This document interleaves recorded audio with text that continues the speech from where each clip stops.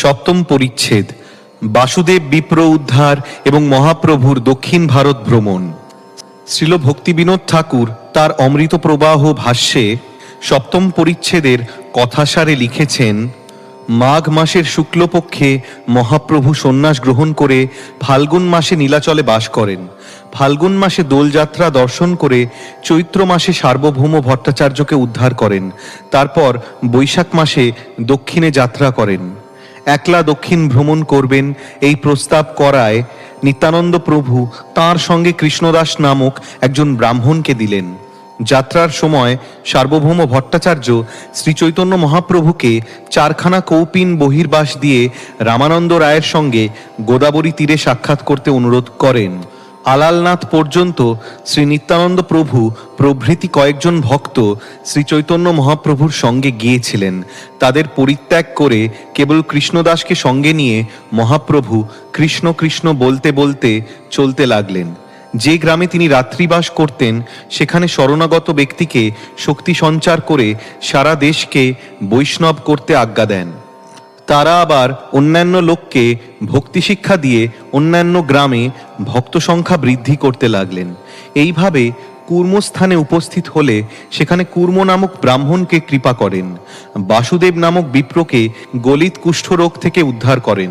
বাসুদেবকে উদ্ধার করার ফলে বাসুদেবামৃত প্রদ বলে প্রভুর একটি নাম হল। যিনি অত্যন্ত দয়াপরবশ হয়ে বাসুদেব নামক ভক্তকে কুষ্ঠরোগ থেকে মুক্ত করে সুন্দর রূপে পুষ্ট করে ভক্তিতুষ্ট করেছিলেন, সেই মহা যশস্বী শ্রী চৈতন্য মহাপ্রভুকে আমি প্রণতি নিবেদন করি। শ্রী চৈতন্য মহাপ্রভুর জয়, শ্রী মন্নিতানন্দ প্রভুর জয়, শ্রী অদ্বৈত আচার্য প্রভুর জয় এবং শ্রী চৈতন্য মহাপ্রভুর সমস্ত ভক্তবৃন্দের জয়। সার্বভৌম ভট্টাচার্যকে উদ্ধার করে শ্রী চৈতন্য মহাপ্রভু দক্ষিণ ভারতে প্রচার করতে যেতে ইচ্ছা করলেন।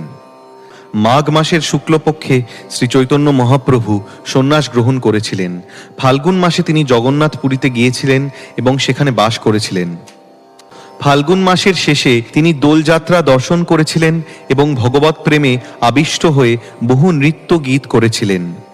চৈত্র মাসে জগন্নাথপুরীতে অবস্থান করে তিনি সার্বভৌম ভট্টাচার্যকে উদ্ধার করেছিলেন এবং বৈশাখ মাসের প্রথম দিকে তিনি দক্ষিণ ভারতে যেতে ইচ্ছা করেছিলেন।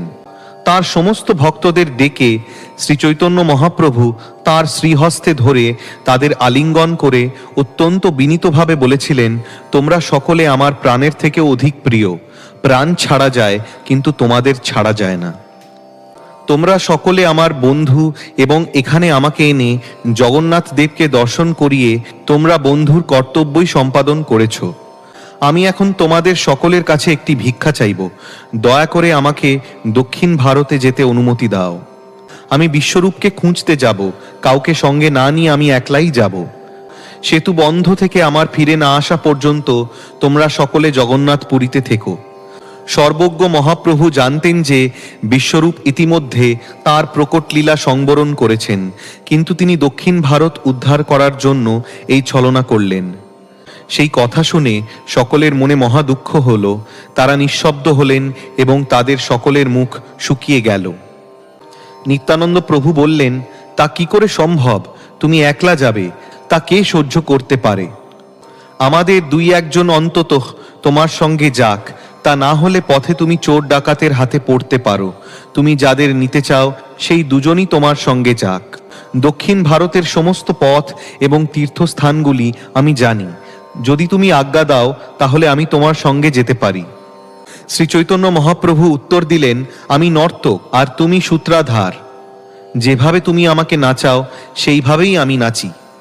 সন্ন্যাস গ্রহণ করার পর আমি ঠিক করেছিলাম বৃন্দাবনে যাব, কিন্তু তুমি আমাকে অদ্বৈত প্রভুর গৃহে নিয়ে গেলে। নীলাচলে আসার পথে তুমি আমার সন্ন্যাস দণ্ড ভেঙে দিলে। আমি জানি যে তোমরা সকলে আমার প্রতি অত্যন্ত স্নেহপরায়ণ, কিন্তু তোমাদের এই গভীর স্নেহের ফলে আমার সমস্ত কার্য ভঙ্গ হচ্ছে। জগদানন্দ আমাকে বিষয় ভোগ করাতে চায় এবং তার ভয়েই সে আমাকে যা বলে তা আমাকে করতে হয়। কখনো যদি আমি তার বাক্যের অন্যথা করি তাহলে ক্রোধে সে 3 দিন আমার সঙ্গে কথা বলে না। আমি সন্ন্যাসী, তাই শীতের সময়ও আমাকে দিনে 3 বার স্নান করতে হয় এবং মাটিতে শয়ন করতে হয়, কিন্তু তা দেখে মুকুন্দ দুঃখিত হয়। মুকুন্দ অবশ্য মুখে কিছু বলে না, কিন্তু তার অন্তরের দুঃখ আমি বুঝতে পারি এবং তার দুঃখ দেখে আমার আরও দুঃখ হয়। যদিও আমি সন্ন্যাসী আর দামোদর ব্রহ্মচারী, কিন্তু তবুও সে আমাকে শিক্ষা দেওয়ার জন্য হাতে ছড়ি নিয়ে থাকে। দামোদর মনে করে কিভাবে আচরণ করতে হয় তা আমি জানি না, এবং আমার স্বাধীন ব্যবহার সে পছন্দ করে না। দামোদর পণ্ডিত প্রভৃতির প্রতি কৃষ্ণকৃপা অধিক বলে তারা লোকাপেক্ষা না করে আমাকে নানা প্রকার বিষয় ভোগ করাতে চায়। কিন্তু আমি একজন দীন সন্ন্যাসী হওয়ার জন্য লোকাপেক্ষা ছাড়তে না পেরে কঠোরভাবে ধর্মাচরণ করি। তাই তোমরা সকলে নীলাচলে থাকো, আর আমি কিছুদিন একলা তীর্থ ভ্রমণ করি। প্রকৃতপক্ষে ভগবান তার ভক্তদের গুণের বশীভূত। দোষারোপ করার ছলে তিনি এই সমস্ত গুণ আস্বাদন করেন। শ্রী চৈতন্য মহাপ্রভুর ভক্তবাৎসল্য কেউই যথাযথভাবে বর্ণনা করতে পারে না। তিনি সন্ন্যাস আশ্রমের নানা রকম দুঃখ কষ্ট সবসময় সহ্য করেছিলেন। তাঁর সেই দুঃখ দেখে ভক্তরা দুঃখিত হতেন। সন্ন্যাস আশ্রমের দুঃখ কষ্ট সহ্য করলেও শ্রী চৈতন্য মহাপ্রভু তাঁর ভক্তদের দুঃখ সহ্য করতে পারতেন না। তাই বৈরাগ্য অবলম্বন করে একাকী তীর্থ ভ্রমণের জন্য তিনি তাদের গুণগুলিকে দোষরূপে বর্ণনা করে তার সঙ্গে যেতে নিষেধ করলেন। তখন 4 জন ভক্ত তাকে বহু মিনতি করলেন তার সঙ্গে তাদের নিয়ে যাওয়ার জন্য, কিন্তু স্বতন্ত্র ঈশ্বর শ্রী চৈতন্য মহাপ্রভু তাদের সেই অনুরোধ শুনলেন না। তখন নিত্যানন্দ প্রভু বললেন, তোমার আদেশ আমার শিরোধার্য, তাতে আমার সুখ হোক অথবা দুঃখ হোক তা পালন করা আমার কর্তব্য। কিন্তু তোমার কাছে আমার একটি নিবেদন রয়েছে, দয়া করে তা বিচার করে অঙ্গীকার করো। তুমি কেবল কৌপিন, বহির্বাস আর জলপাত্র সঙ্গে নেবে, আর কিছু নেবে না।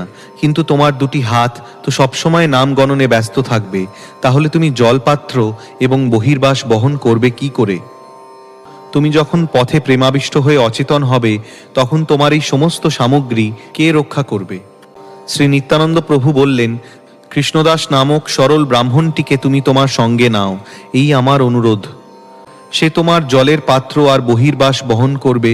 তুমি যা ইচ্ছে তা করতে পারো, সে তোমাকে কিছুই বলবে না। নিত্যানন্দ প্রভুর অনুরোধ মেনে নিয়ে চৈতন্য মহাপ্রভু সমস্ত ভক্তদের সঙ্গে সার্বভৌম ভট্টাচার্যের গৃহে গেলেন। শ্রী চৈতন্য মহাপ্রভুকে প্রণতি নিবেদন করে সার্বভৌম ভট্টাচার্য তাকে বসার আসন দিলেন। তারপর অন্য সকলকে বসার আসন দিয়ে তিনি বসলেন। শ্রীকৃষ্ণ সম্বন্ধীয় নানা বিষয় আলোচনা করার পর শ্রী চৈতন্য মহাপ্রভু সার্বভৌম ভট্টাচার্যকে বললেন, তোমার অনুমতি প্রার্থনা করার জন্য আমি তোমার কাছে এসেছি। আমার জ্যেষ্ঠ ভ্রাতা বিশ্বরূপ সন্ন্যাস গ্রহণ করে দক্ষিণ ভারতে গিয়েছেন। আমাকে এখন অবশ্যই তাকে খুঁজতে যেতে হবে। আমাকে অনুমতি দিন, কেননা দক্ষিণ ভারতে আমাকে অবশ্যই যেতে হবে। আপনার অনুমতি নিয়ে আমি মহাসুখে অচিরেই ফিরে আসব। সে কথা শুনে সার্বভৌম ভট্টাচার্য অত্যন্ত কাতর হলেন। শ্রী চৈতন্য মহাপ্রভুর চরণ কমল জড়িয়ে ধরে তিনি অত্যন্ত বিষণ্ণভাবে বললেন, বহু জন্মের পুণ্য ফলে আমি তোমার সঙ্গ লাভ করেছিলাম।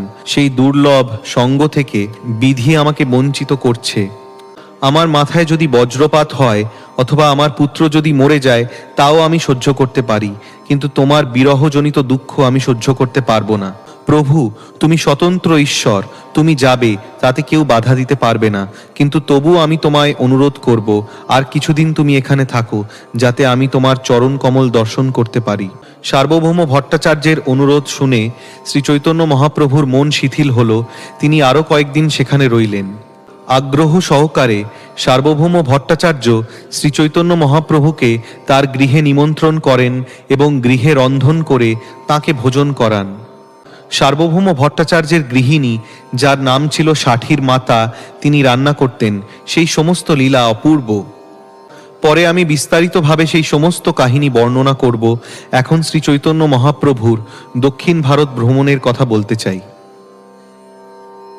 5 দিন সার্বভৌম ভট্টাচার্যের গৃহে থেকে শ্রী চৈতন্য মহাপ্রভু দক্ষিণ ভারত অভিমুখে যাত্রা করবার জন্য তার অনুমতি চাইলেন।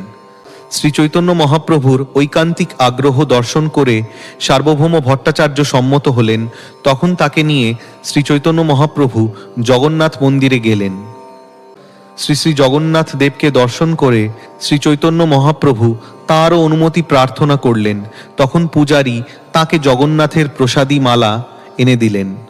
এইভাবে মালা রূপে জগন্নাথ দেবের আজ্ঞা প্রাপ্ত হয়ে শ্রী চৈতন্য মহাপ্রভু হরষিত চিত্তে তাকে প্রণতি নিবেদন করলেন এবং মহা আনন্দে দক্ষিণ ভারত অভিমুখে যাত্রা করলেন। সার্বভৌম ভট্টাচার্য এবং তার অন্য সমস্ত অন্তরঙ্গ পার্শ্বদ সহ শ্রী চৈতন্য মহাপ্রভু জগন্নাথ দেবকে প্রদক্ষিণ করে যাত্রা শুরু করলেন। সমুদ্রের তীরে ধরে আলালনাথের পথে যেতে যেতে সার্বভৌম ভট্টাচার্য গোপীনাথ আচার্যকে বললেন, আমার বাড়িতে আমি 4টি কৌপিন এবং বহির্বাস রেখেছি, আর শ্রী জগন্নাথ দেবের কিছু প্রসাদও রয়েছে। তুমি কোনো ব্রাহ্মণকে সঙ্গে নিয়ে সেগুলো নিয়ে এসো। শ্রী চৈতন্য মহাপ্রভু যখন চলে যাচ্ছিলেন তখন সার্বভৌম ভট্টাচার্য তাঁর শ্রীচরণে নিবেদন করলেন, হে প্রভু, আপনার শ্রীচরণে আমার একটি অনুরোধ রয়েছে। আমি আশা করি অবশ্যই আপনি তা পালন করবেন। গোদাবরী তীরে বিদ্যানগরে রামানন্দ রায় নামক একজন উচ্চপদস্থ রাজকর্মচারী আছেন। শূদ্র কুলোদ্ভূত এবং বিষয়ী বলে তাকে উপেক্ষা করবেন না। আমার অনুরোধ যেন আপনি অবশ্যই তার সঙ্গে সাক্ষাৎ করেন। সার্বভৌম ভট্টাচার্য বললেন, রামানন্দ রায় তোমার সঙ্গ করার যোগ্য ব্যক্তি। তার মতো রসিক ভক্ত পৃথিবীতে নেই। তিনি হচ্ছেন সবচাইতে বড় পণ্ডিত এবং তার ভগবত ভক্তি নিঃসন্দেহে সর্বোত্তম। তার সঙ্গে আলোচনা হলে তুমি তার মহিমা জানতে পারবে। তার অলৌকিক কথাবার্তা এবং কার্যকলাপ আমি প্রথমে বুঝতে পারিনি। তাকে বৈষ্ণব বলে আমি পরিহাস করেছি। সার্বভৌম ভট্টাচার্য বললেন, তোমার কৃপার প্রভাবে আমি এখন রামানন্দ রায়ের মহিমা হৃদয়ঙ্গম করতে পেরেছি। তার সঙ্গে আলোচনা হলে তুমিও তার মহত্ব জানতে পারবে। সার্বভৌম ভট্টাচার্যের অনুরোধ স্বীকার করে মহাপ্রভু তাকে আলিঙ্গন করে বিদায় দিলেন। শ্রী চৈতন্য মহাপ্রভু সার্বভৌম ভট্টাচার্যকে বললেন, ঘরে শ্রীকৃষ্ণের ভজনা করে তুমি আমাকে আশীর্বাদ করো, যেন তোমার প্রসাদে আমি আবার নীলাচলে ফিরে আসতে পারি। এই বলে শ্রী চৈতন্য মহাপ্রভু দাক্ষিণাত্য ভ্রমণের জন্য যাত্রা করলেন এবং তখন সার্বভৌম ভট্টাচার্য মূর্ছিত হয়ে ভূমিতে পড়লেন। সার্বভৌম ভট্টাচার্য মূর্ছিত হলেও শ্রী চৈতন্য মহাপ্রভু তাকে উপেক্ষা করে দ্রুতগতিতে গমন করলেন। শ্রী চৈতন্য মহাপ্রভুর মন এবং অভিপ্রায় কে বুঝতে পারে? মহানুভব ব্যক্তির চিত্তের স্বভাবই এই রকম। তিনি কুসুমের মতো কোমল এবং বজ্রের মতো কঠিন। অলৌকিক পুরুষদের চিত্ত বজ্রের থেকেও কঠোর, আবার কুসুমের থেকেও কোমল। তাদের অন্তঃকরণ বোঝা কার পক্ষে সম্ভব? নিত্যানন্দ প্রভু সার্বভৌম ভট্টাচার্যকে উঠালেন এবং তার লোকদের দিয়ে তিনি তাকে তার ঘরে পাঠালেন। তখন ভক্তেরা দ্রুতগতিতে অগ্রসর হয়ে শ্রী চৈতন্য মহাপ্রভুর সঙ্গ নিলেন। তার একটু পরেই বস্ত্র এবং প্রসাদ নিয়ে গোপীনাথ আচার্য এলেন। সমস্ত ভক্তদের সঙ্গে শ্রী চৈতন্য মহাপ্রভু আলালনাথে এলেন। সেখানে ভগবানকে প্রণতি নিবেদন করে তারা বিবিধ প্রকারে তাঁর স্তুতি করলেন। ভগবত প্রেমে আবিষ্ট হয়ে শ্রী চৈতন্য মহাপ্রভু সেখানে বহুক্ষণ নৃত্য গীত করলেন, আর সেখানকার সমস্ত মানুষেরা তা দেখতে এলো। চতুর্দিকে সমস্ত লোকেরা সমবেত হয়ে হরি হরি বলছিলেন, আর তাদের মাঝখানে প্রেমাবেশে গৌরহরি নৃত্য করছিলেন। শ্রী চৈতন্য মহাপ্রভুর দেহ তপ্ত কাঞ্চনের মতো এবং তার পরনে অরুণ রঙে রঞ্জিত বসন। তার সেই অপূর্ব সুন্দর রূপকে অলঙ্কৃত করেছিল পুলক, অশ্রু, কম্প, সেদ আদি ভগবত প্রেমের সাত্ত্বিক বিকার সমূহ। শ্রী চৈতন্য মহাপ্রভুর নৃত্য এবং তার দেহে সাত্ত্বিক বিকার সমূহ দর্শন করে সমস্ত লোকেরা মনে চমৎকৃত হলেন। যারাই সেখানে আসছিলেন তাদের কেউই আর ঘরে ফিরে যাচ্ছিলেন না। তাদের কেউ নাচছিল, কেউ শ্রীকৃষ্ণ গোপাল নাম উচ্চারণ করে গান গাইছিল। এইভাবে আবাল বৃদ্ধ বনিতা সকলেই কৃষ্ণপ্রেমে ভাসতে লাগলো। শ্রী চৈতন্য মহাপ্রভুর এই নৃত্য গীত দর্শন করে নিত্যানন্দ প্রভু ভবিষ্যৎবাণী করলেন যে ভবিষ্যতে প্রতিটি গ্রামে এভাবে নৃত্য গীত হবে। অনেকক্ষণ হয়ে গেল, তবুও লোকেরা যাচ্ছে না দেখে সকলের গুরু নিত্যানন্দ গোসাই একটি উপায় বার করলেন। নিত্যানন্দ প্রভু যখন শ্রী চৈতন্য মহাপ্রভুকে নিয়ে মধ্যাহ্ন করতে গেলেন, তখন চারিদিক থেকে সমস্ত লোকেরা ছুটে এলো। স্নান করে তারা মন্দিরে এলেন এবং নিজজনদের প্রবেশ করিয়ে নিত্যানন্দ প্রভু বাইরের দ্বার বন্ধ করে দিলেন। গোপীনাথ আচার্য তখন দুই প্রভুর জন্য প্রসাদ নিয়ে এলেন এবং তাদের খাওয়া হয়ে গেলে তাঁদের অবশিষ্ট প্রসাদ সমস্ত ভক্তদের মধ্যে বেঁটে দিলেন। লোকমুখে শ্রী চৈতন্য মহাপ্রভুর কথা শুনে বহু লোক বহির্দ্বারে সমবেত হলো এবং হরি হরি বলে কোলাহল করতে লাগলো। মধ্যাহ্ন ভোজনের পর শ্রী চৈতন্য মহাপ্রভু দ্বার খুলে দিতে বললেন। তখন আনন্দে উদ্বেল হয়ে সকলে তাঁর দর্শন লাভ করল। এইভাবে সন্ধ্যা পর্যন্ত লোক যাতায়াত করতে লাগলো এবং তাদের সকলেই বৈষ্ণব ভক্তে পরিণত হয়ে নৃত্য গীত করতে লাগলেন। এইভাবে শ্রী চৈতন্য মহাপ্রভু তাঁর ভক্তদের সঙ্গে মহা আনন্দে কৃষ্ণ কথা আলোচনা করে সেই রাত্রি কাটালেন। পরের দিন সকালবেলা স্নান করে শ্রী চৈতন্য মহাপ্রভু তাঁর ভক্তদের আলিঙ্গন করে তাদের কাছ থেকে বিদায় নিয়ে দক্ষিণ ভারত ভ্রমণে যাত্রা করলেন। তখন তারা সকলে মূর্ছিত হয়ে ভূমিতে পড়লেন, কিন্তু শ্রী চৈতন্য মহাপ্রভু তাদের দিকে ফিরেও তাকালেন না। বিচ্ছেদে ব্যাকুল হয়ে দুঃখিত অন্তরে শ্রী চৈতন্য মহাপ্রভু এগিয়ে চললেন, আর তাঁর ভৃত্য কৃষ্ণদাস জলপাত্র নিয়ে তাঁর পিছন পিছন চলতে লাগলেন। সেই দিন উপবাসী হয়ে ভক্তরা সেখানেই রইলেন এবং তার পরের দিন দুঃখিত অন্তরে তারা নীলাচলে ফিরে গেলেন। মত্তসিংহের মতো মহাপ্রভু চলতে লাগলেন এবং ভগবৎ প্রেমে আবিষ্ট হয়ে নাম সংকীর্তন করতে লাগলেন। মহাপ্রভু পথ চলতে চলতে গাইছিলেন, হে কৃষ্ণ, দয়া করে আমাকে তুমি রক্ষা করো, আমাকে তুমি পালন করো। হে রাম, হে রাঘব, দয়া করে তুমি আমাকে পালন করো। এই শ্লোক আবৃত্তি করতে করতে গৌরহরি পথ চলতে লাগলেন। পথে কাউকে দেখলেই বলেন, হরি হরি বল। সেই লোক তখন প্রেমোন্মত্ত হয়ে হরি কৃষ্ণ বলতে লাগলেন এবং শ্রী চৈতন্য মহাপ্রভুর দর্শনের জন্য আকুল হয়ে তার পিছন পিছন চলতে লাগলেন।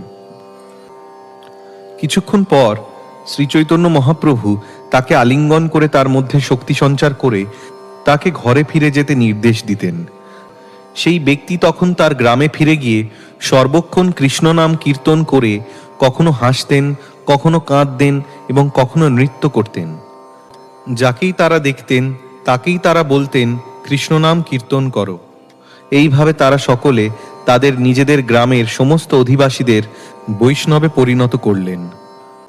গ্রামান্তর থেকে যারা এই শক্তাবিষ্ট প্রচারককে দর্শন করতে আসতেন, তারাও তাঁর দর্শনের কৃপায় তাঁরই মতো বৈষ্ণবে পরিণত হতেন। তারা যখন তাদের গ্রামে ফিরে যেতেন, তখন তারা সেই গ্রামের অধিবাসীদের ভগবদ্ভক্ত বৈষ্ণবে পরিণত করতেন, আর অন্য গ্রামের লোকেরা তখন তাদের দেখতে আসতেন, তখন তারাও বৈষ্ণবে পরিণত হতেন। এইভাবে যখন তারা গ্রামে গ্রামে গিয়ে কৃষ্ণ কথা উপদেশ করতে লাগলেন, তখন সমস্ত দক্ষিণ ভারতের অধিবাসীরা বৈষ্ণবে পরিণত হলেন। এইভাবে পথে যেতে যেতে শ্রী চৈতন্য মহাপ্রভু শত শত মানুষকে আলিঙ্গন করে বৈষ্ণবে পরিণত করেছিলেন। যেই গ্রামে মহাপ্রভু ভিক্ষা করার জন্য থামতেন, সেই গ্রামের সমস্ত লোক তাকে দর্শন করতে আসতেন। শ্রী চৈতন্য মহাপ্রভুর কৃপায় তারা সকলে মহাভাগবতে পরিণত হলেন। পরে তারা সকলে আচার্য হয়ে সমস্ত জগৎ উদ্ধার করলেন। এইভাবে শ্রী চৈতন্য মহাপ্রভু সেতুবন্ধ পর্যন্ত গেলেন এবং তার প্রভাবে সমগ্র দক্ষিণ দেশ বৈষ্ণবে পরিণত হল।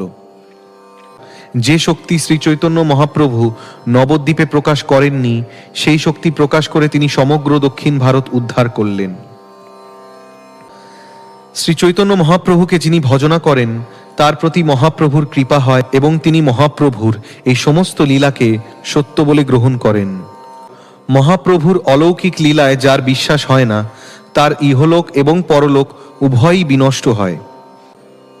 প্রথমে আমি মহাপ্রভুর প্রারম্ভিক দক্ষিণ ভারত ভ্রমণের যে বর্ণনা করলাম, সেভাবেই তিনি সারা দক্ষিণ ভারত ভ্রমণ করেছিলেন।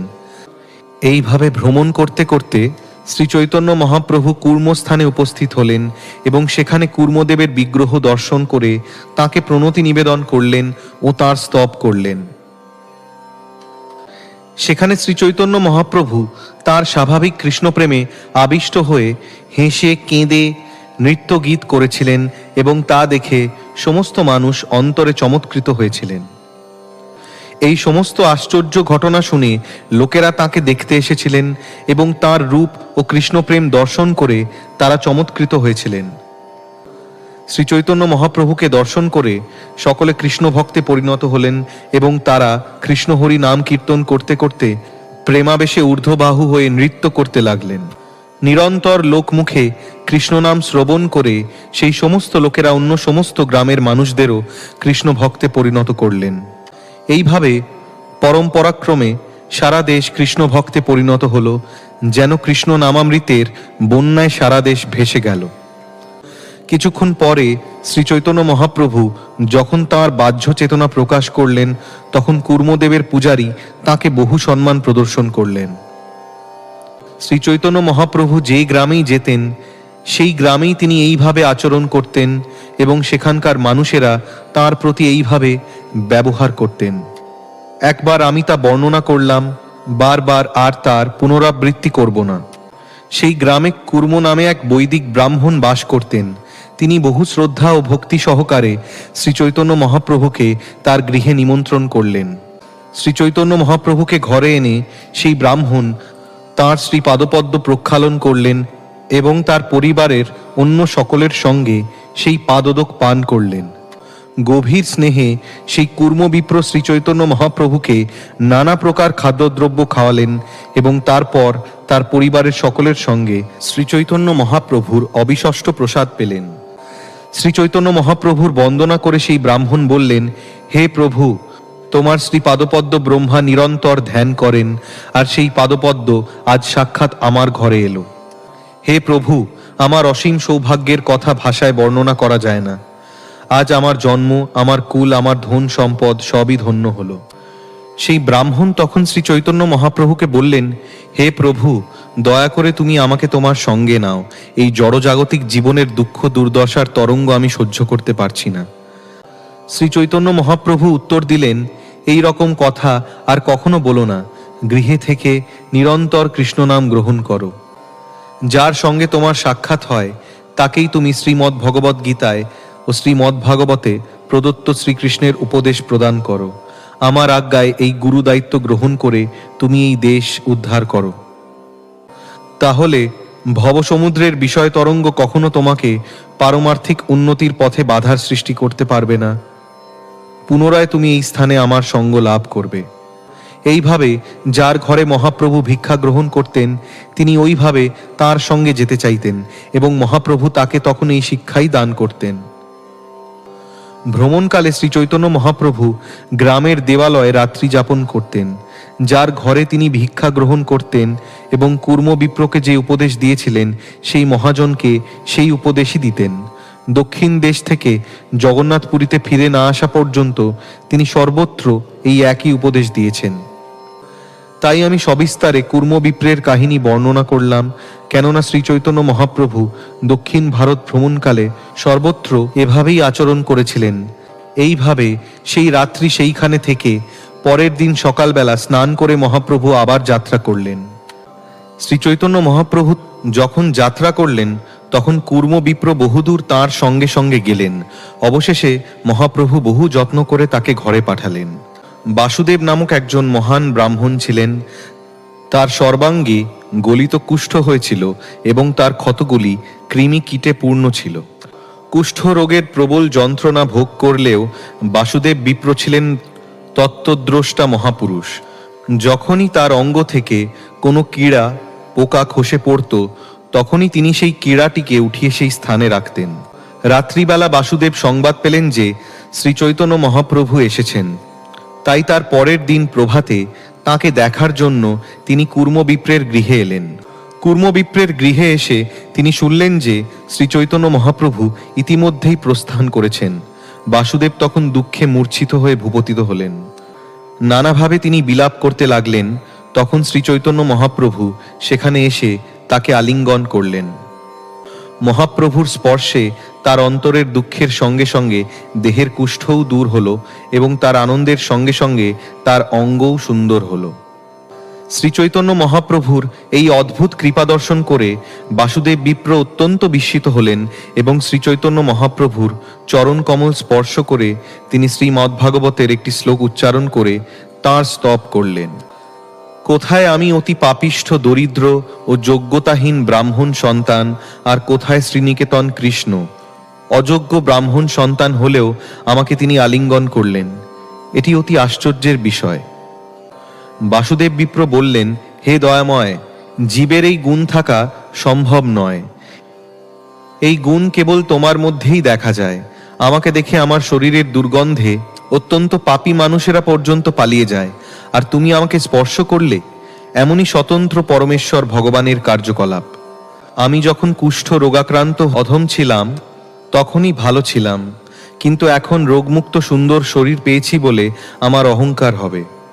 শ্রী চৈতন্য মহাপ্রভু তখন তাকে বললেন, তুমি নিরন্তর কৃষ্ণ নাম করো, তাহলে তোমার কোনো অভিমান হবে না।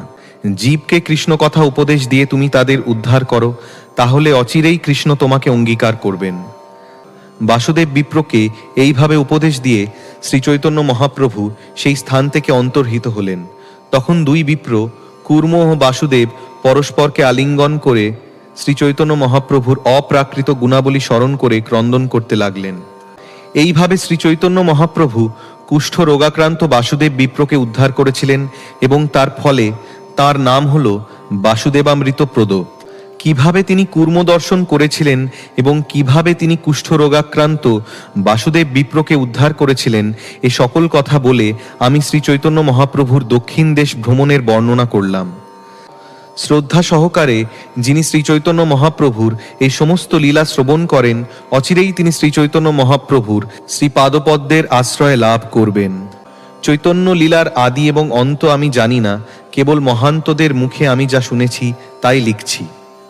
হে ভক্তগণ, এই জন্য তোমরা আমার অপরাধ নিও না। তোমাদের সকলের শ্রীপাদপদ্ম আমার একমাত্র আশ্রয়। শ্রীল রূপ গোস্বামী এবং শ্রীল রঘুনাথ দাস গোস্বামীর শ্রীপাদপদ্মে আমার প্রণতি নিবেদন করে এবং তাঁদের কৃপা প্রার্থনা করে তাঁদের পদাঙ্ক অনুসরণ পূর্বক আমি কৃষ্ণদাস শ্রী চৈতন্য চরিতামৃত বর্ণনা করছি।